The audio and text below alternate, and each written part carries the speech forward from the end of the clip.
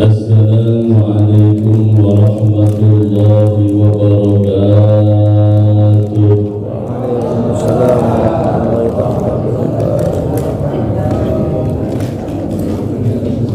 A'udzu billahi samii'il 'aliim minasyaitonir rajiim. Bismillahirrahmanirrahim.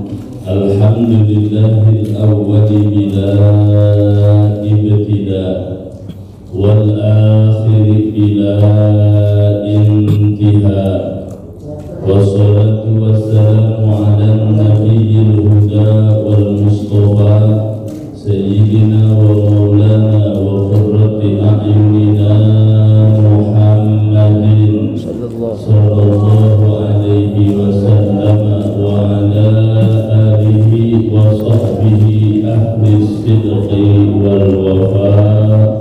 Amma ba'du. Qala Allah Ta'ala fi kitabihil mubin wa huwa asdaqu wa ahsanul qailin.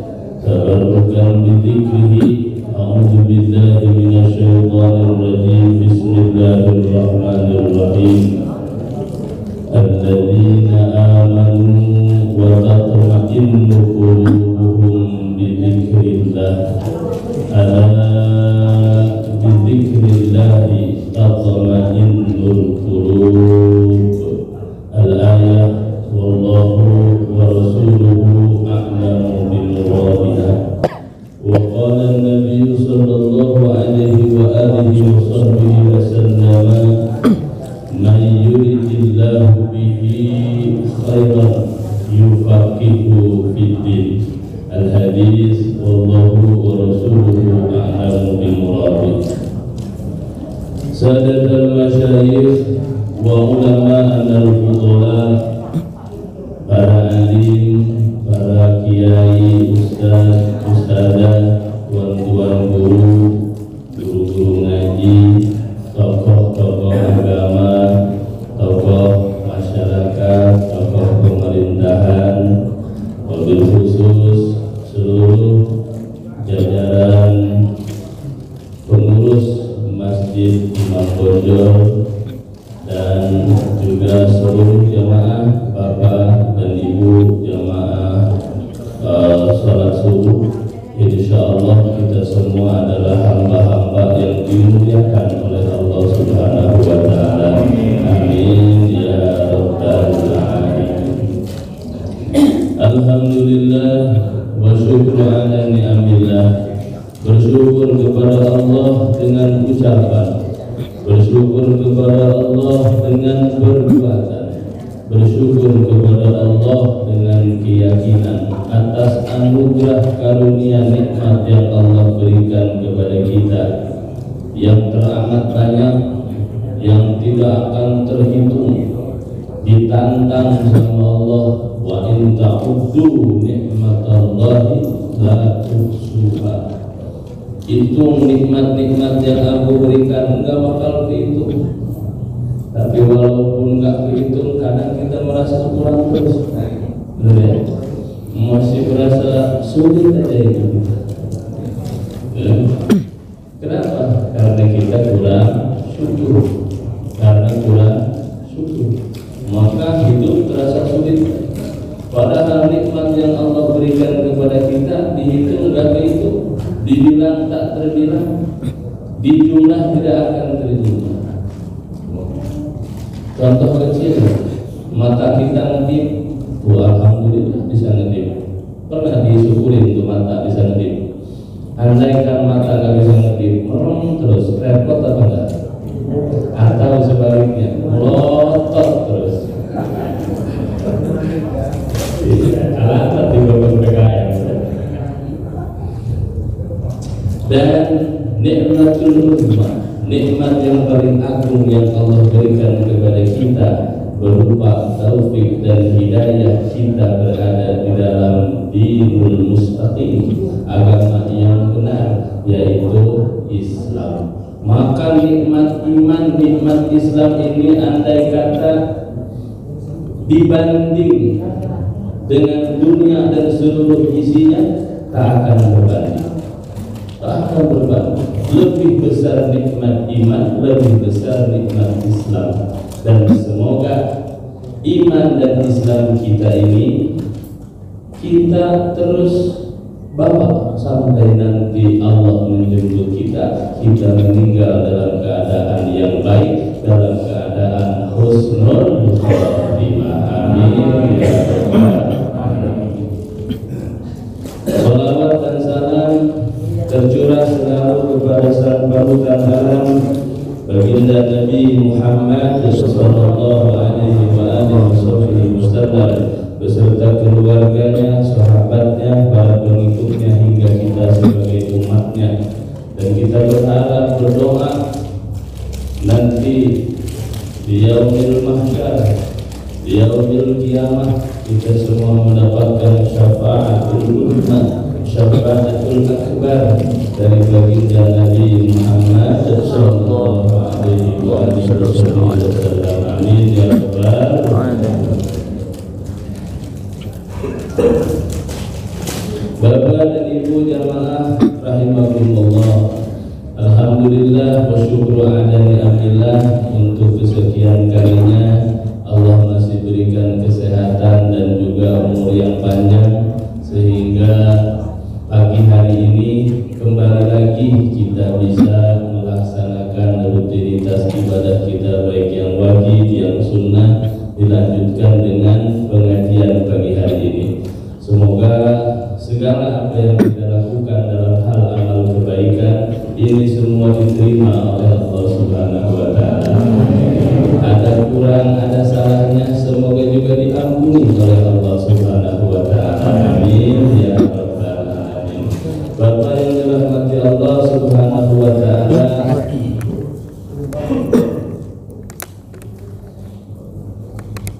dalam pertemuan yang selanjutnya banyak ilmu yang kita serap, banyak ilmu yang kita dapat, karena pengajian di sini seminggu sekali setiap hari Jumat. Maka insya Allah semuanya pinter-pinter kalau soal ngaji ya. Alhamdulillah, udah cerdas. Tiap minggu disiramin ilmu terus. Alhamdulillah. Benar apa itu? Benar ya? Nah, Bapak Jawa yang dirahmati Allah Subhanahu wa Ta'ala, ilmu kita ini penting. Untuk apa? Untuk menghias ibadah kita. Kalau Imam Ghazali bilang, hiasilah ibadah kita itu dengan ilmu, seperti kita menghiasi badan kita dengan pakaian. Hiasilah ibadah kita dengan ilmu, seperti kita menghiasi badan kita ini dengan pakaian. Maka sebaliknya, jika ibadah kita tak disertai ilmu, sama seperti badan tak berpakaian. Gimana rasanya? Malu. Dan sebagainya, rasanya gak nyaman. Seperti itu ibadah kita. Saking pentingnya ada perangkat ilmu dalam ibadah. Dan utlubul ilma, carilah ilmu. Watlubu lil ilmi as-sakinah wal waqar. Carilah ilmu, nih pengajian ikut. Apa aja pengajiannya? Ikut pengajian yang seperti apa? Pengajian yang nyari kurangnya diri, bukan nyari kurangnya orang. Sebab kalau nyari kurangnya orang juga ada habisnya. Kadang-kadang kurangnya diri sendiri kagak kelihatan, bener ya? Nah, kita cari pengajian yang begitu. Watlubu lil ilmi as-sakinah wal waqar. Terus carilah ilmu itu untuk perangkat ilmu ketenangan. As-sakinah. Ketenangan dalam ilmu adalah amal. Maka ilmu dengan amal itu sepaket tuh. Sepaket. Ada ilmunya, ada amalnya juga mesti ada ilmunya. Banyak ilmu, minim amal, bahaya. Apa nantinya? Takabur yang datang. Apa nanti yang datang? Sombong. Kalau ilmunya banyak, amalnya minim. Juga sebaliknya, amalnya banyak, ilmunya minim, bahaya juga. Bahayanya apa? Amalnya nggak diterima oleh Allah Subhanahu wa Ta'ala.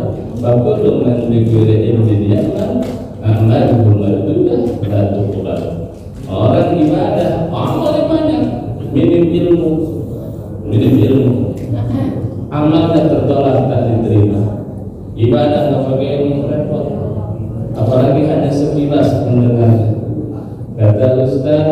Kemudian kalau lagi sholat nggak boleh ngomong, nggak boleh ngomong. Lihat benar tuh, begitu sholat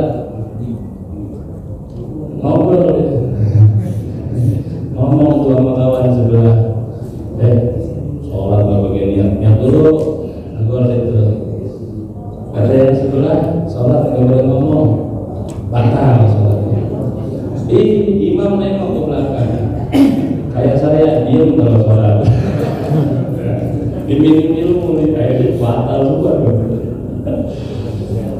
Nah, sholat kita mesti pakai ilmu, ilmu dan amal dan ilmu nggak bisa dilepaskan. Untuk menjadikan ilmu kita yang manfaat ya dengan amal. Jangan sampai di pengajian kita tiap minggu ya apa yang nempel nih sedikit demi sedikit, sedikit demi sedikit. Laksanakan dalam pengamalan kita, karena itu yang akan membawa al-ilmu zainun li ahli. Ilmu adalah perhiasan, adalah mahkota untuk ahli ilmu. Nah, jemaah yang dirahmati Allah Subhanahu wa taala, dalam pertemuan ini tentu pengajian ini harapan kita adalah untuk mempertebal lagi, untuk meneguhkan lagi yang namanya iman, yang namanya Islam kita. Betul ya? Karena di pengajian adanya dikuatkan lagi, diingatkan lagi kita tentang iman kita, tentang Islam kita. Agar apa? Agar nggak copot iman kita, agar nggak lepas iman kita. Zaman baginda Nabi al-iman yazid wa yanqus, zaman Rasul. Iman itu kadang nambah, kadang berkurang. Zaman dulu, zaman baginda Nabi yang iman para sahabat itu udah nggak diragukan lagi. Imannya para sahabat udah nggak diragukan lagi. Bahkan kata baginda Nabi, andaikan imannya seluruh umatku ditimbang dengan imannya Sayyidina Abu Bakar As-Siddiq, tentu akan kalah iman umatku. Saking luar biasanya imannya Sayyidina Abu Bakar As-Siddiq. Kenapa bisa begitu iman mereka hebat? Beda, karena iman mereka diperjuangkan dengan nyawa, dengan darah, dengan pengorbanan dan sebagainya. Iman kita ini nggak diperjuangkan lagi, begitu lahir brojol dalam dunia udah Islam kita, nggak perlu berjuang lagi. Iman kita dipertahankan. Tuhan bertahan ini luar biasa. Zaman baginda Nabi iman kadang nambah, kadang kurang. Yazidu bil ta'ah wa yanqusu bil ma'siyah. Iman akan naik dengan ketaatan. Bapak sekarang lagi ngaji, imannya lagi naik. Alhamdulillah. Nah, sebentar keluar dari masjid, apa yang kita lakukan? Jangan sampai wa yanqusu bil ma'siyah, kurang dengan kemaksiatan. Kalau sekarang melihat apa namanya yang baik-baik dan nanti keluar, nah hati-hati. Nah, Bapak jemaah yang dirahmati Allah Subhanahu wa taala, karena urusan tauhid, urusan hidayah itu punya Allah. Andaikan taufik dan hidayah meletak di masjid gak akan cukup dengan pengajian, benar ya? Mengapa? Karena taufik dan hidayah itu adalah pilihan dari Allah untuk Allah kehendaki yang mana makhluknya, yang mana hambanya yang Allah berikan untuk mendapatkan bahagia dunia, bahagia akhirat. Kita semua diberikan taufik dan hidayah, ingin ibadah, ingin kebaikan. Alhamdulillah. Walaupun taufik dan hidayah itu adalah haknya Allah, tapi kita dikasih juga oleh Allah bekal untuk ikhtiar. Untuk ikhtiar menggapai taufik, untuk ikhtiar menggapai hidayah. Bisa diikhtiarin untuk taufik dan hidayah. Gimana cara kita berikhtiar mendapatkan taufik dan hidayah? Nah, insyaallah dalam pertemuan ini kita akan bahas itu. Karena tanpa taufik dan hidayah, ibadah itu hampa. Kadang-kadang ibadah capeknya doang, nggak nemu yang namanya nyamannya ibadah, nggak nemu yang namanya terurangnya ibadah, nggak nemu yang namanya nikmatnya ibadah. Padahal kita suka ke situ dulu ya, ibadah tapi nggak nemu nyaman ibadah. ibadah tapi nggak nemu nikmatnya ibadah. Biar kayak orang-orang ya, nikmatnya ibadah itu seperti apa sih? Jangan dicari, ibadah aja dulu. Sama dengan khusyuk. Gimana sholat saya biar khusyuk? Maknanya begitu. Sholat udah repot. Dia nyari khusyuk, sholatnya enggak. Kan repot itu. Jadi gimana untuk mendapatkan kekhusyuan? Sholatnya dulu, entar juga khusyuk lama-lama. Sebab khusyuk gak perlu niat-niat, datang sendiri itu taufik dan hidayah datang ke dalam hati. Nemu tuh nyamannya khusyuk, nyamannya ibadah, nikmatnya ibadah, nemu. Ya, kita kan ibadah kadang-kadang gimana kondisi. Berikut kata amin juga, berikut kondisi. Kalau tolin amin, ada luka dan amin. Nah sekarang dikaitkan dengan kemana-mana, jangan politisasi agama, setuju ya? Boleh urusan politik sudah, amin, boleh dah. Bagi kalau tolin harus amin, pakai dulunya begitu. Kata banyak saya enggak. Memang dari dulunya begitu itu urusan agama. Bapak jemaah yang dimuliakan Allah Subhanahu wa taala, ini taufik dan hidayah, nyamannya ibadah, nikmatnya ibadah enggak begitu kita rasain kalau ada 6 hal dalam diri kita. Ada berapa? Ada 6. Terkunci pintu taufik dan hidayah, tersendat datangnya nikmat ibadah ke dalam diri kita kalau masih ada 6 hal dalam diri kita. Kalau 6 enggak politik ya. Nah, 6 berarti ya. Kalau ada 6 hal dalam diri kita. Nah, kita bahas satu-satu nih. Taufik dan hidayah tersendat datangnya nikmatnya ibadah, tersendat datangnya kita rasakan jika masih ada 6 hal. Yang pertama, istighaluhum bin ni'mah an syukriha. Yang pertama, istighaluhum bin ni'mah an syukriha. Nikmat Allah banyak tapi sedikit syukurnya. Kurang bersyukur akan membuat tersendat nikmatnya ibadah datang ke kita.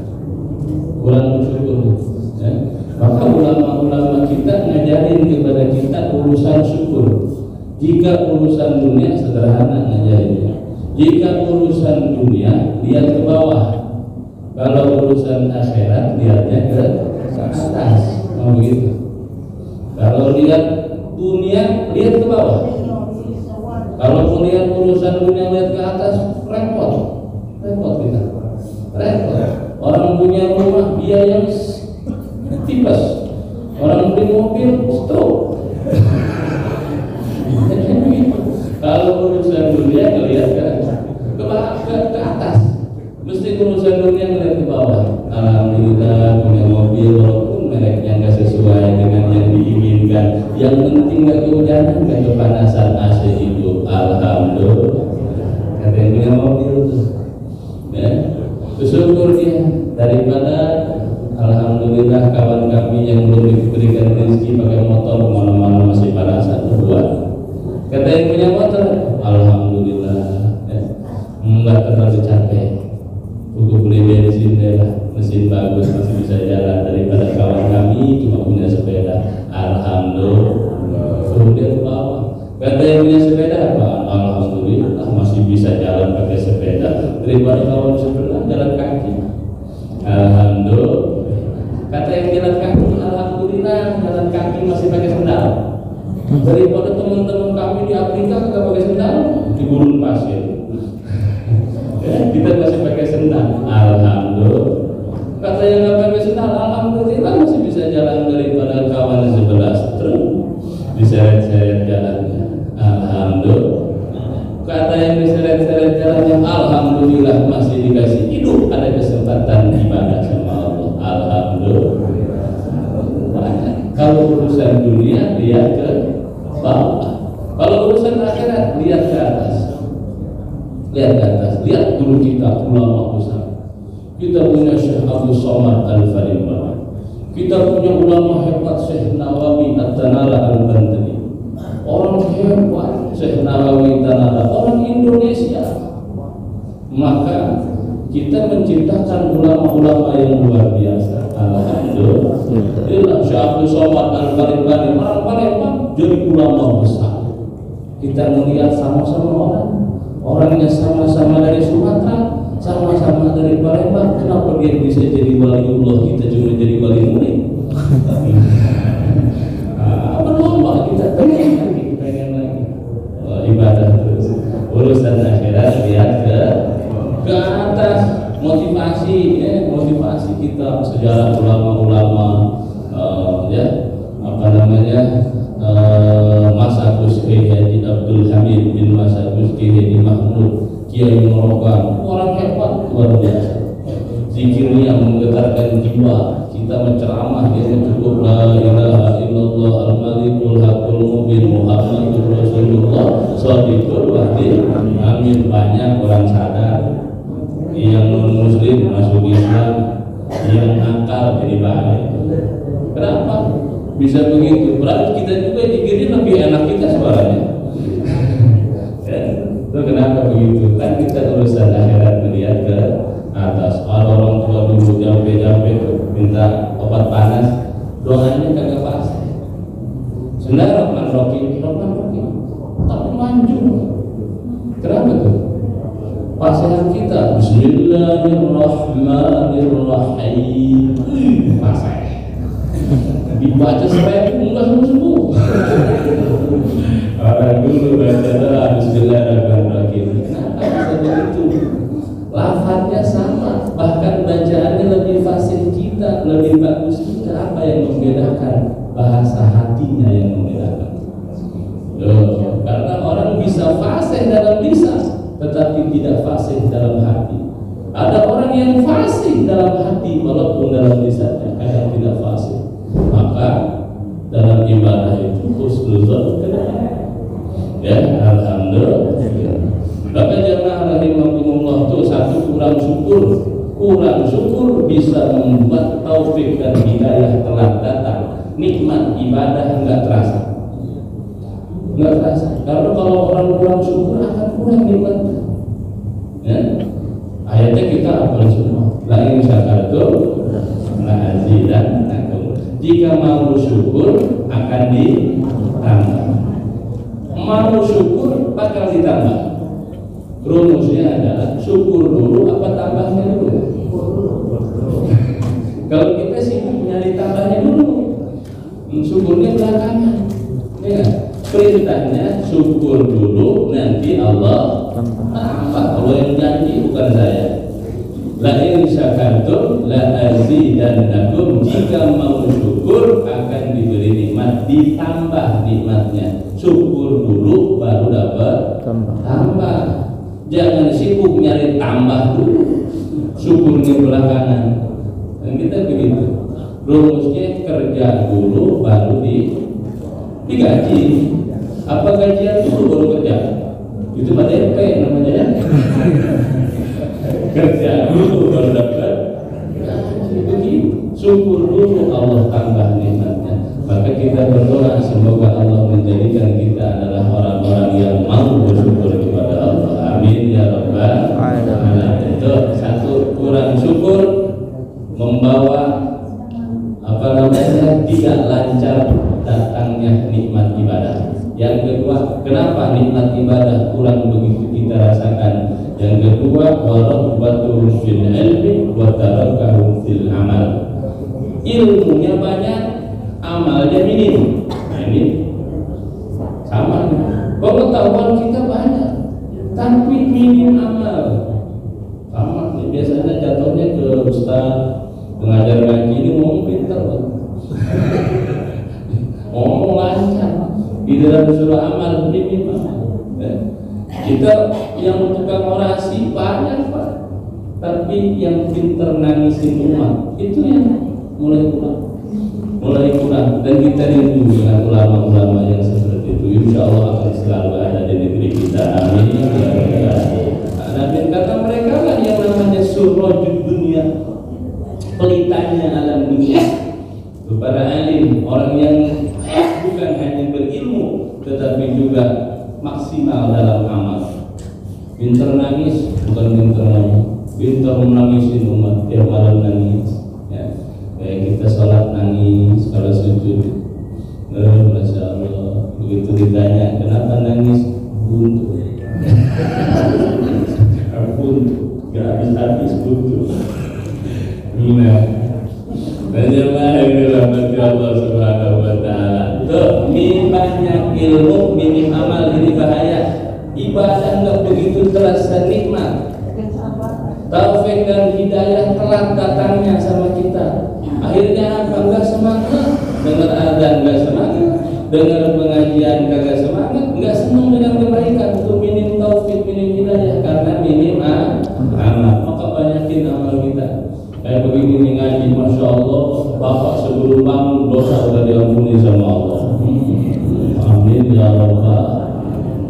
Itu fadilah ngaji, keutamaannya ngaji. Kita belum bangun dosa kita sudah diampuni. Lihat, begitu kita bangun dalam keadaan bersih dari dosa, ya urusannya sama Allah. Alhamdulillah. Ya. Bahkan saking pentingnya ngaji, Al-Imam Ali bin Abi Thalib tidak tutlubul ilma walau kana bainaka wa bainahu bahrun minan nar. Carilah ilmu, ngajilah kemana pengajian yang baik-baik ikut. Ya, walaupun antara kamu dan antara majlis ilmu adalah lautan dari api. Terus ini kita gerimis dikit libur lagi. Libur dulu gerimis masuk angin kan. Itulah kita nggak semangat. Kenapa? Ternyata kita minim amal. Pengetahuan banyak. Sholat duha kita ngerti, tahajud kita ngerti, sholat witir kita ngerti, jarang dilakukan. Sholat tasbih kita paham, jarang dilakukan. Maka alhamdulillah di masjid ini tiap Jumat belajar sujud tilawah. Alhamdulillah, luar biasa. Diingetin terus. Nah, jemaah rahimahullah, yang ketiga, dapat semua ya. Yang pertama tadi kurang subur. Yang kedua minim amal, ilmu banyak, amal kurang. Yang ketiga sekarang al-musara'atu ila dzambi wa ta'khirut taubah. Banyak dosa, minim tobat. Kita semua nih manusia, tempatnya salah, tempatnya lupa. Mahalul khoto'i wan nisya. Tempat salah, tempat lupa. Apalagi udah tua, banyak lupanya. Bener ya? Banyak lupanya. Ditanya udah makan Pak? Belum. Padahal piring masih ada di situ. Banyak lupa. Nah itu manusia kita ini banyak salah. Maka minim minta ampun itu bahaya. Maka baginda Nabi Shallallahu Alaihi Wasallam yang sudah beliau itu maksum dijamin masuk surga, tiap hari masih baca istighfar. Apa pelajarannya? Ngajarin kita sebagai umatnya jangan sampai lepas daripada yang namanya istighfar. Istighfar itu apa? Ucapan kita minta ampun. Yang terpenting apa? Tekad dalam hati. Istighfar itu ibarat kalau di ibu-ibu itu make upnya, bedahnya, lipstiknya. Yang terpenting apa? Cuci mukanya dulu. Bangun tidur, cuci muka dulu apa pakai bedah dulu?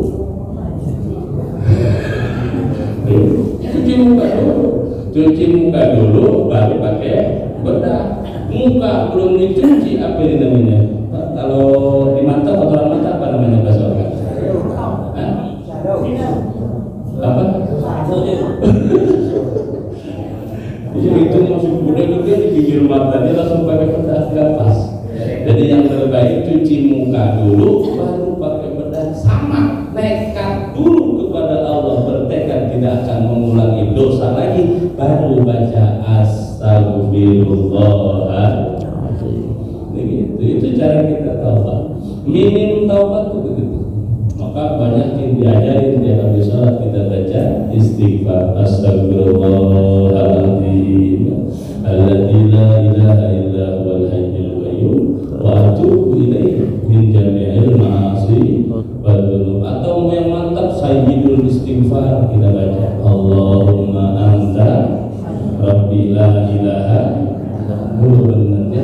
Barokah ngaji tiap minggu hafal semuanya ya. Alhamdulillah. di sini katanya Pak Hadi pada hafal Quran juga di sini ya. Alhamdulillah. Surat dulu hafal kali ya. Kan itu juga Quran. Nah, jemaah rahimakumullah, minim istighfar, minim taubat sama Allah.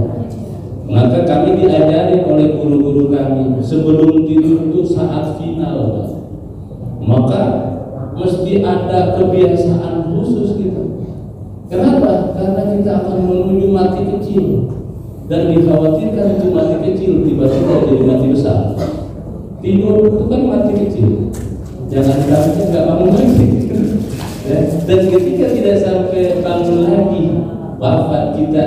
Dari ritual dulu kita sebelum tidur diajari tidur berbaring, kita sebelum tidur baca istighfar, minta ampun untuk diri sendiri, minta ampun untuk orang tua.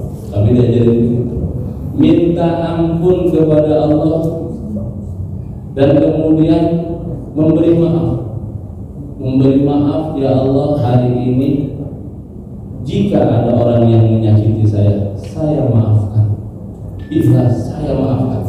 Jangan sampai tidur bawa dendam, jangan sampai tidur bawa sakit hati ya.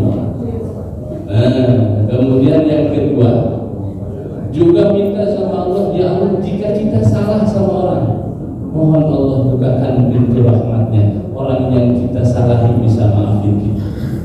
Kalau kita belum mampu maafkan orang secara langsung, begitu diajari, barulah kita tidur. Merem kalau tidur kita ya. Jangan lupa melek lagi. Bapak jamaah rahimakumullah. Terus yang ketiga apa tadi? Kurang taubat, kurang baca istighfar. Astagfirullahaladzim. Terus hati ya, sadar kita, lurus kita, masalah kita banyak mana. Rajin ke masjid kita sama malas ke masjid kita banyak mana. Kita yang bisa itu. Kita rajin ke masjid pas udah bersih. Sebelumnya kemana Pak? Tuh, kemana-mana. Masjid yang lain maksudnya, sama ke masjid juga. Nah jemaah rahimakumullah, yang keempat sekarang udah mau waktu. Al-iqtiramu bi suhbatis salihin wa tarkul iqtidai bi fi'ali. Hal yang bisa membuat taufik dan hidayah tersendat, kurangnya rasa nikmat dalam ibadah yang kita lakukan adalah kita kurang bergaul. Bergaul dengan siapa? Bergaul dengan orang-orang saleh, bergaul dengan orang-orang baik. Juga kurang dalam meneladani sifat dan sikap mereka. Kita kurang senang sama ulama, bahkan cenderung kadang-kadang pilih ulama yang mendukung kita ikut. Kalau ulama itu banyak kritik kita jauhin. Kita kan begitu sekarang. Kalau dulu mohon maaf Pak Haji mungkin ya, segala macam apapun tuh nanya sama tokoh, sama ustaz, benar kan? Sampai urusan mau pindah rumah hari apa nanya sama ustaz, benar ya? Nanya nama anak aja, anak kita lahir namanya nih, nanya sama kiai sama ustaz atau sama tokoh aja sepuh ya. Siapa nama yang bagus buat anak saya, dikasih yang dia. Kalau sekarang kurang Pak, saya aja selama di Batu Raja belum ada yang datang nanya nama ke saya. Karena mereka pada punya paket, buka Google beres. Nama yang bagus ada semua.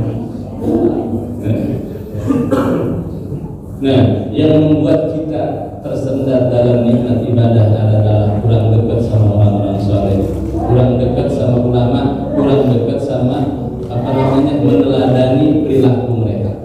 Karena ulama itu punya perilaku yang turun-temurun akan turun dari baginda Rasul, namanya ahwal. Ahwal ini perilaku ada. Baginda Rasul dermawan, ulama mesti dermawan.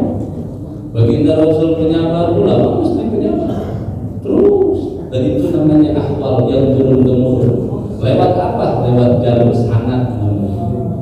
Nah, jemaah yang dirahmati Allah Subhanahu wa taala, tuh jauh dengan orang-orang soleh. Maka saya bawa kita, kenapa? Yang kita baca karya ulama, orang soleh. Biar apa? Biar kita dekat, merasa ada dengan bersama mereka. Amin ya rabbal alamin.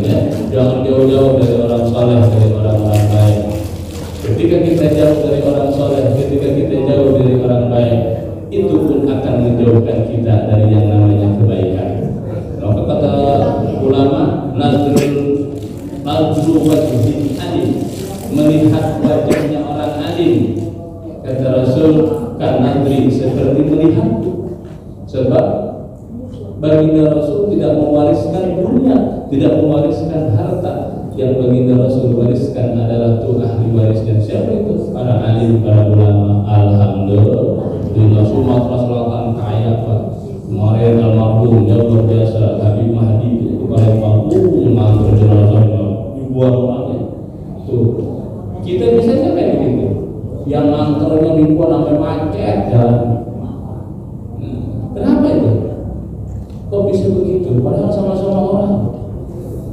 Makannya sama sama kita, tidurnya sama sama kita, minumnya sama sama kita, tapi kemuliaannya luar biasa. Tuh itu yang mesti kita teladani. Ya, bahkan kita punya pahlawan namanya Jenderal Sudirman, apa ya? Tuh Jenderal Sudirman matinya masih muda Pak, kurang lebih 30-an lebih lah. Sekarang namanya dikenang di tiap kota, ada nama Jalan Jenderal Sudirman. Kira-kira nama kita laku nggak dibikin jalan? Kira-kira nggak di jalan raya, jalan lorong laku kan enggak? Nah, kalau nggak jalan nama pos kamling deh.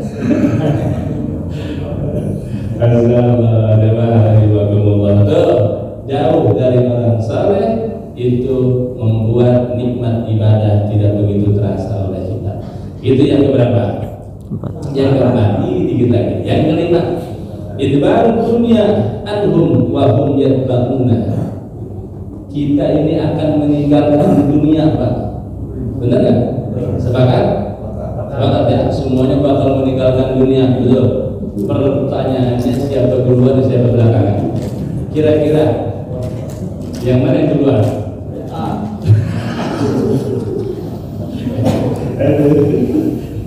Yang mana duluan kira-kira? Yang tua apa yang muda yang duluan? Yang tua dulu ya? Iya. Hidupnya duluan, matinya mesti.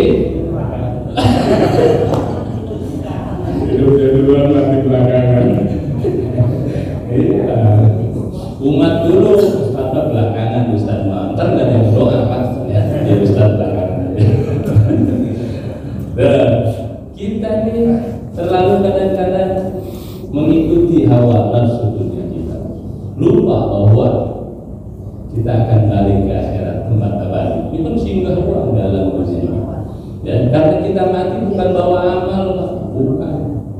Kita mati tidak bawa amal, tapi kita mati diikuti amal. Diikuti amal. Kalau bawa, pilih kita. Contoh, maunya acara apa, pesta pernikahan, apa yang kita bawa? Dipilih tuh kan. Kalau bininya dua, yang muda tentu yang bawa. Beliau bawa. Kira-kira kita mau tamasya, mau apa, hiburan misalkan ke sungai, ke mana tuh mandi. Kita bawa perlengkapan, kita pilih. Enggak semua sedapur kita bawa perlengkapan itu, betul?